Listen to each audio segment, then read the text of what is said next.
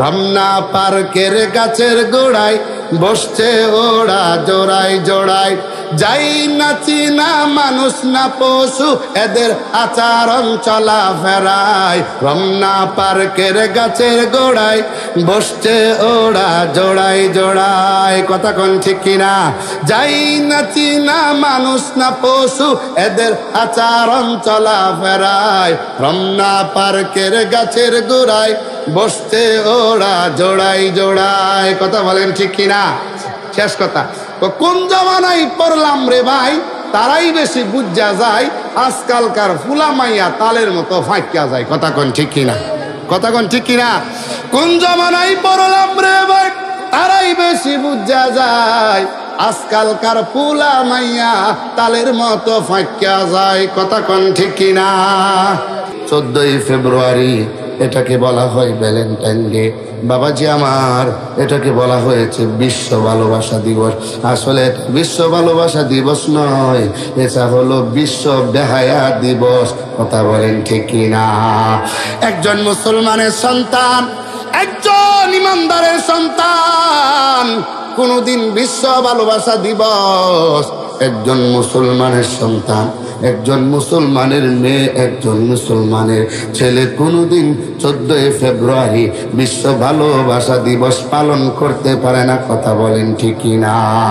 বাবাজি আমার, 270 খ্রিস্টাব্দে 270 খ্রিস্টাব্দে একজন এরকম ভাবে ক্লডিয়া নামে একজন লোক, সে অনেক যুদ্ধবাজ ছিল, যুদ্ধ করত তার এলাকার লোক এরকম যুদ্ধ করার জন্য, যুবকরা যখন যুদ্ধ করার জন্য যাইতে রাজি হয় না, তখন উনি আইন করলেন যে এলাকার মধ্যে কোনো বিবাহ শাদী করা যাবে না, বিবাহ শাদী চলবে না। এটার জন্য বিবাহ শাদীকে বন্ধ করে দেওয়া হয়।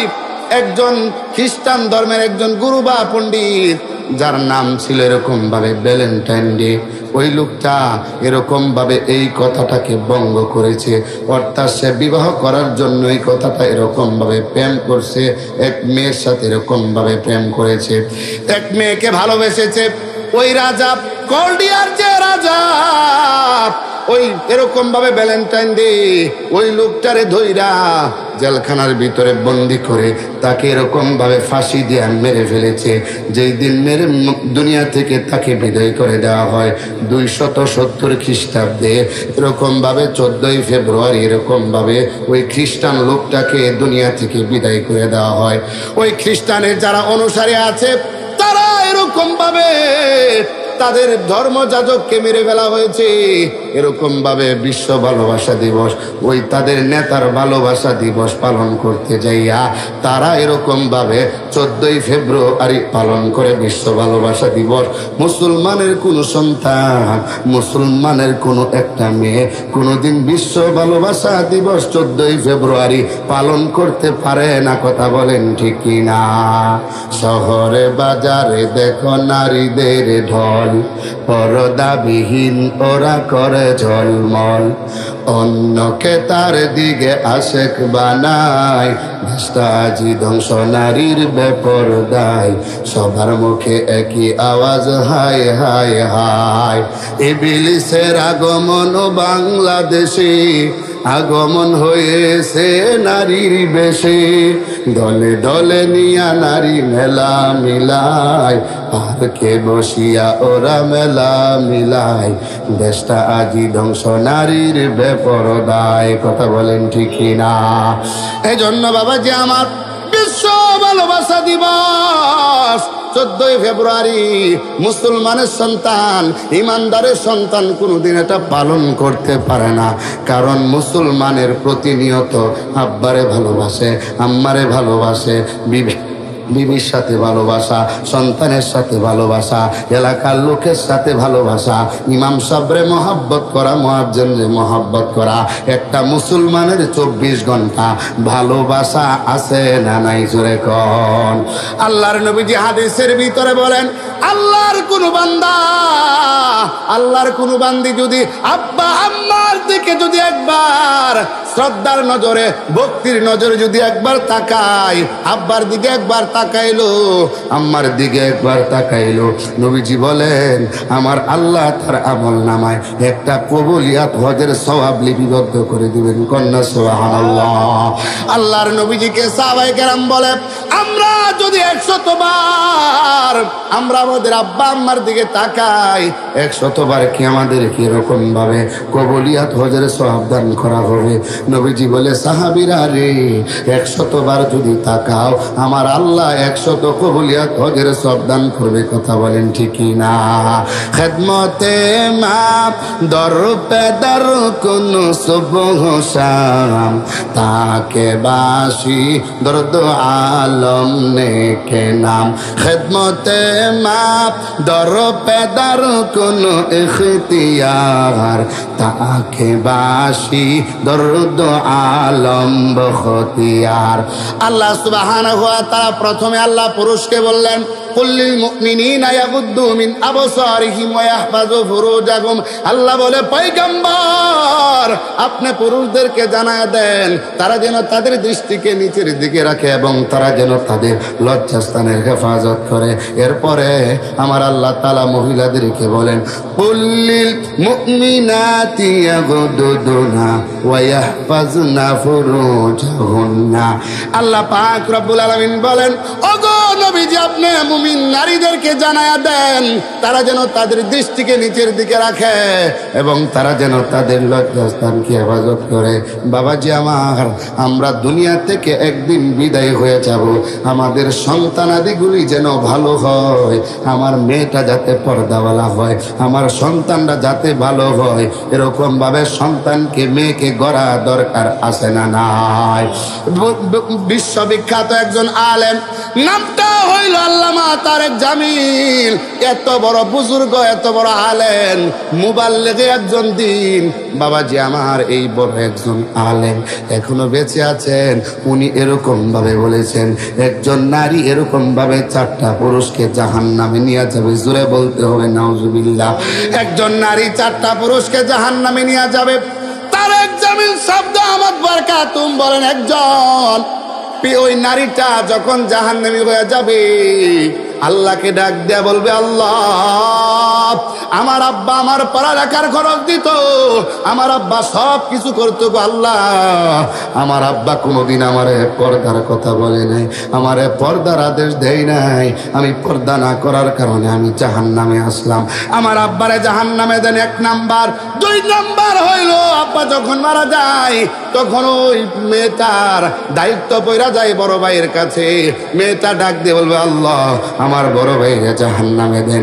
এরকম ভাবে বলবে, আমার স্বামীরে জাহান্নাম দেন, আমার সন্তানদারে জাহান্নাম দেন। আল্লামা তারেক জামিল বলেন, একজন জাহান্নামী নারী এরকম ভাবে বলবে, আল্লাহ এই 4 দল পুরুষকে জাহান্নাম দেন। এই জন্য বাবাজি আমার আল্লাহ পাক রব্বুল আলামিন বলেছেন, পুরুষদেরকেও বলেছেন, নারীদেরকেও বলেছেন। এই জন্য মুমিন মুসলমানদের ভালোবাসা 24 ঘন্টা 24টা মুহূর্ত। এরকম ভাবে 14ই ফেব্রুয়ারি এটা বিশ্ব ভালোবাসা দিবস নয়, এটা হলো বিশ্ব বেহায়া দিবস। কথা কোন ঠিক না? এই দিন হাজার হাজার নরনারী ধর্ষিত হবে, নরনারীদেরকে ধর্ষণ করা হবে, জিনা হবে। আমার আল্লাহ তাআলা কোরআনে কারীমের ভিতরে বলেন, ওয়ালা তাকরাবুজ জিনা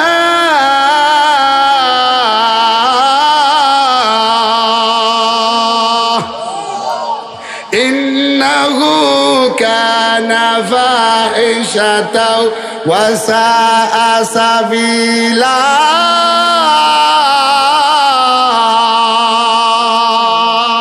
আল্লাহু আকবার। আল্লাহ পাক রব্বুল আলামিন বলেন, ওয়ালা তাকরাবুজ জিনা, তোমরা জিনার দ্বারে কাছেও যাও না। নিশ্চয়ই জিনাটা হইল অশ্লীল কাজ, খারাপ কাজ, গর্হিত কাজ। কথা বলেন ঠিক না? বাবাজি আমার, ও যুবক বন্ধু, আজকে যারা জিনা করবে, এরকম ভাবে ওলামায়ে কেরাম লিখেছেন, যারা জিনা করবে, খারাপ কাজ যারা করবে, 14ই ফেব্রুয়ারি যারা এরকম ভাবে ভালোবাসা দিবসে অন্য মেয়েদেরকে এরকম ভাবে ফুল দিবে, ভালোবাসবে, এই দিনটার ব্যাপারে একটা প্রতিটা মুসলমানের সন্তান এই দিন থেকে যেন 14 ফেব্রুয়ারি আপনার মেয়ে আপনার ছেলে যেন ঘর থেকে বের না হইতে পারে। কথা কোন ঠিক কিনা? এই জন্য যদি যারা দুনিয়াতে জিনার কাজ যারা করবে, খারাপ কাজ যারা করবে, তাদেরকে জাহান্নামের ভিতরে ঢুকায়া তাদেরকে আগুন দিয়া জ্বালানো হবে। জ্বালানোর পর তার আর পানির পিপাসা লাগবে, লাগার পর এরকম ভাবে শরীরের রক্ত এক জায়গায় গিয়া জমা হবে। এইগুলা গরম করিয়া যখন এই জাহান্নামের মুক্তার সম্মুখে নিয়ে দিবে, ডকডক কইরা পান করবে, ডুকডুক কইরা পান করবে, আর পিছন এরকম ভাবে পেটের নারী বুড়িগুলি সবগুলা পিছনের রাস্তা দিয়া বের হয়ে যাবে। জোরে কন্যা নাউজুবিল্লাহ। এই জন্য ভালোবাসতে হবে আব্বাকে, মহাব্বত করতে হবে মাকে, নিজের স্ত্রীকে, নিজের সন্তানকে, নিজের প্রতিবেশীকেও ভালোবাসা মহাব্বত করা দরকার আছে না নাই? জোরে কন। আমাদের আদি জাতির পিতা, আমাদের আদি পিতা হযরত ইব্রাহিম আলাইহিস সালাতু ওয়াস সালাম, হযরত আদম আলাইহিস সালাতু ওয়াস সালাম যখন জান্নাতের ভিতরে আদম নবীকে ঢুকায়া জান্নাতের ভিতরে যখন রাখলেন, আদম নবী ঘোরাফেরা করে কিন্তু মনে কোনো শান্তি নাই। আদম নবী ঘোরাফেরা করে মনে কোনো শান্তি নাই। আদম পয়গম্বর ঘুমায় গেছে, ঘুম থেকে ওইটা দেখে আমার আল্লাহ হাওয়াকে সৃষ্টি করে উনারে এক পাশে রাইখা দিছেন। আদম নবী ঘুম থেকে জাগ্রত হইয়া কেবলমাত্র হাওয়ার দিকে হাতটা যায়। কার দিকে হাত যায়? জোরে কোন। হাওয়ার দিকে হাতটা যায়। আল্লাহ ডাক দিয়ে বলে, আদম থামো, এটার এরকম ভাবে মহারানা দিতে হবে। মহারানা দিতে হবে তো জান্নাতের ভিতরে তো টাকা পয়সা চলে না। এরকম ভাবে বলা হয়েছে, তুমি আখিরি জমানার পয়গম্বরের উপরে 3 বার দুরূদ শরীফ পড়ো। 3 বার দুরূদ শরীফ পড়লে হাওয়া তোমার জন্য জায়েজ হয়ে যাবে। এরকম ভাবে হাওয়া আলাইহিস সালাতু ওয়াস সালাম তোমার জন্য জায়েজ হয়ে যাবে, বিবাহ বন্ধনে আবদ্ধ হয়ে যাবেন। তাহলে আদম পয়গম্বর হাওয়াকে ভালোবেসেছেন, মহব্বত করেছেন। আমরাও ভালোবাসবো, মহব্বত করব, কিন্তু না জায়েজ ভালোবাসা মহব্বত আমাদের দরকার নাই। কথা কোন ঠিক কিনা? সর্বোপরি শেষ কথা হলো, পূর্বেকার জমানার একজন লোক, নামটা ছিল তার কিফিল। কিফিল দুনিয়াতে এমন কোন গুনাহ নাই যেই গুনাহটা এরকম ভাবে কিফিল করে নাই। কিফিল অনেক গুনাহ করেছে, এরকম ভাবে জিনা করেছে, মদ খেয়েছে, গাঞ্জা খেয়েছে, সর্বপ্রকার জিনা খারাপ কাজ করেছে। কিফিলের কাছে একজন নারী আইসা বলে, কিফিল আমি বড় বিপদে পড়লাম, আমি বড় মুসিবতে পড়লাম, আমারে কিছু টাকা ধার দাও। এইবার কিফিল ডাক দিয়ে বলে, না আমি পারবো না, আমি তোমারে টাকা দিব যদি তুমি আমার একটা সময় দাও। আমার একটা সময় দিলে তোমাকে টাকা কর্জা দিব, ধার দিব। এইবার সময় দেওয়া হলো, মহিলা কোথাও টাকা না পাইয়া তার কাছ থেকে টাকা নিল। যখন নির্ধারিত সময়টা চলে আসলো, এইবার যখন জিনা করবে, যখন খারাপ কাজ করবে, এমত অবস্থায় মহিলার শরীরটা থরথর কইরা কাঁপতেছে। মহিলা চোখ দিয়া পানি বের হয়। কিফিল ডাক দেয়া বলে, কি ব্যাপার, জীবনে কত নারীর সতীত্ব নষ্ট করলাম, কত নারীর সতীত্বরে ধ্বংস করলাম, আজও পর্যন্ত কোনো নারী এরকম ভাবে কান্নাকাটি করে নাই। তুমি কেন কান্দ? বাড়ির কথা মনে পড়েছে না? কি সমস্যা? মহিলাটা ডাক দেয়া বলে, কিফিল রে, আমি বিপদে পয়রা, মুসিবতে পয়রা রে কিফিল, তোর কাছ থেকে আমি টাকা কর্জা নিলাম। আজকে টাকা কর্জা নেওয়ার কারণে আমার সতীত্ব তোমার কাছে বিক্রি করতে হইতেছে। আমি কান্দি, আমার আল্লাহ। মহিলা ডাক দেয়া বলে, ইত্তাকুল্লাহ।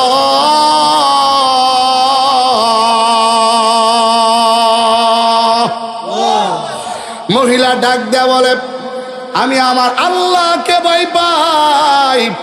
আমার আল্লাহ যে তাকায় রইছে, মইরা যাওয়ার পরে আমি আল্লাহর সামনে আমি কেমনে ভাবে মুখটা দেখাইব, আমি কেমনে ভাবে মুখটা দেখাইব। এই জন্য আমি এরকম ভাবে কান্না করি, আমি থরথর কইরা এরকম ভাবে কাঁপতেছি। এইবার কিফিল কি করলো? কিফিল ডাকতে বলে, তুমি যে আল্লাহর বান্দি, আমিও সেই আল্লাহর গোলাম, তুমি যে আল্লাহর বান্দি আমি সেই আল্লাহর গোলাম। তুমি যদি ভয় পাইয়া আজকে এরকম ভাবে কান্না করতে পারো, তুমি যদি ভয় পাইয়া তোমার শরীরটা কাঁপতে পারে, কিবরিল ডাক দে বলে যাও আমি তোমাকে ছেড়ে দিলাম, তুমি চলে যাও। আমিও তওবা করলাম, খালেস ভাবে তওবা আমি করলাম। এইবার কিফিল বাড়িতে চলে যায়। তওবা কবুল করার মালিককে জোরে কর আল্লাহ। ইয়া আইয়ুহাল্লাযীনা আমানু তুবু ইলাল্লাহি তাওবাতান নাসুহা।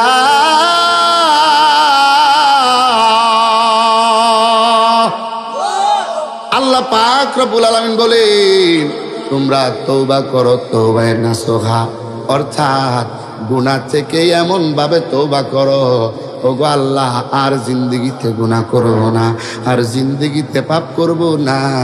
যদি খালেস ভাবে যদি তওবা করতে পারেন, তওবা কবুল করার মালিককে জোরে কর। তওবা কবুল করার মালিক হইলে একমাত্র আমার আল্লাহ। খালেস ভাবে তওবা করবেন। নবীজি বলেন আত্তাইবু মিনাজ জামবি কামাল্লা জামবালাহু। নবী বলেন তওবাকারী ব্যক্তি এমন হয় যেরকম তার জিন্দেগিতে কোনো গুনাহই করে নাই। জোরে কন্না সুবহানাল্লাহ। এরকম ভাবে তওবা করলে আমার আল্লাহ তার গুনাহকে ধুইয়া মুইসা আমার আল্লাহ পরিষ্কার কইরা দেয়।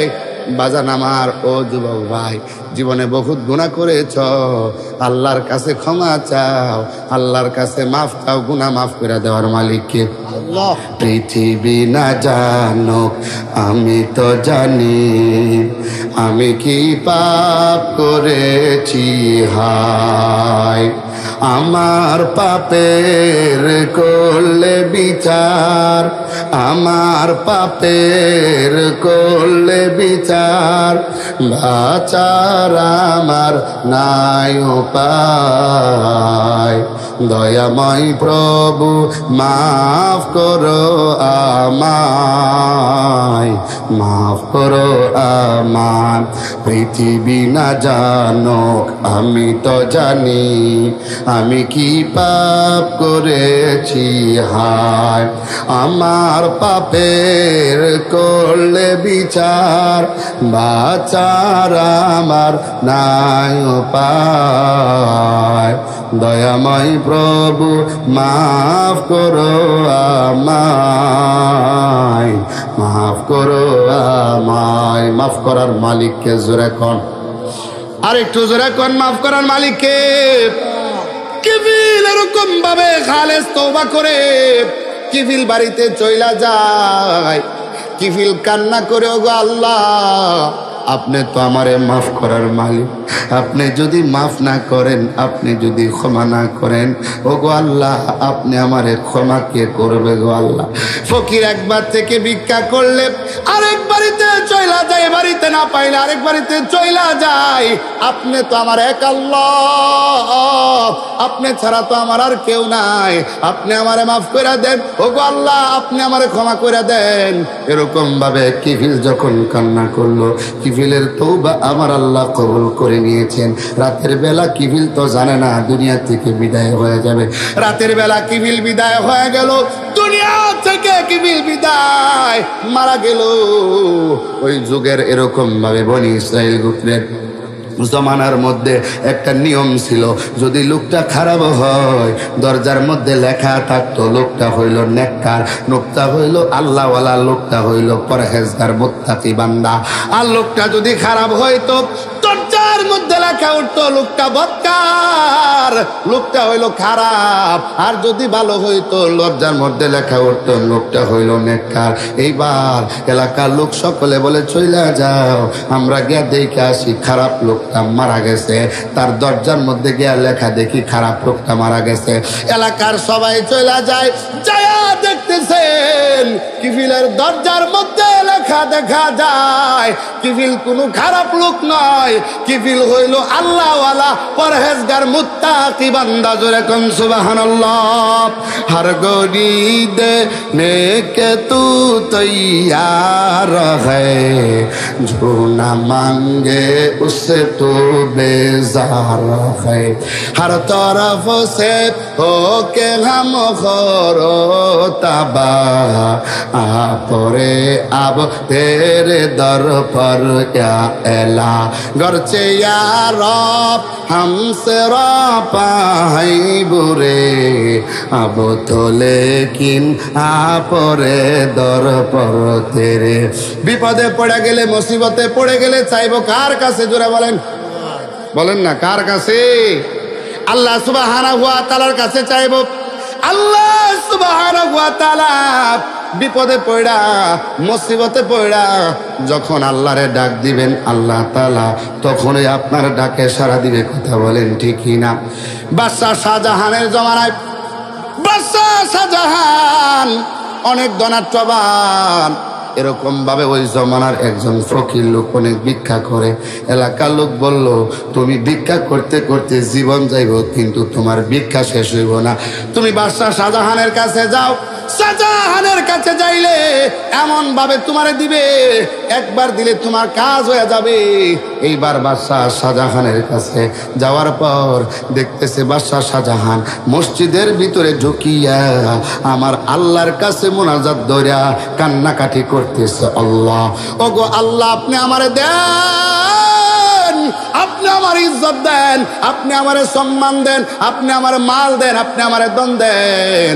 ফকিরটা বাইরে থাইকা দেখা বলে, আমি আসছি এরকম ভাবে বাদশা শাহজাহানের কাছে চাওয়ার জন্য। এখন দেখি বাদশা শাহজাহান আরো বড় ফকির, আরো কি জোরে কোন, আরো বড় ফকির। সে দেখি কার কাছে চায়। কিছুক্ষণ যাওয়ার পর বাদশা মুনাজাত শেষ করছে। চেষ্টা করার পর এবার ডাক দিয়া বাদশাকে একটা সালাম দিছে। সালাম দিয়া চইলা যায়। দেখতেছে সিরাফারা পাঞ্জাবি, ভাবতেই তো পারছে যে কিছু চাওয়ার জন্য আসছে। চইলা যায়। বাদশা জিজ্ঞাসা করে, বাদশা শাহজাহান জিজ্ঞাসা করে, কিছু চাইলা না কেন? কিসের জন্য আসছিলা? বলে, না এমনিতেই আসছিলাম। বলে, সত্য কথা বলো। বলে, আপনার কাছে চাওয়ার জন্য আসছিলাম। আমি চাওয়ার জন্য আইসা দেখি আপনি আরেকজনের কাছে চান। জোরে কোন আল্লাহু আকবার। এখন চিন্তা করলাম, আপনি যার কাছে চান আমি এক দুনিয়ার কোনো মানুষের কাছে চাইব না, আমিও একমাত্র উনার কাছে চাইব। কন্যা সুবহানাল্লাহ। কাদেরে কাদরতুদারি বর কামাল, আনতা রব্বি আনতা হাসবি জুল জালাল।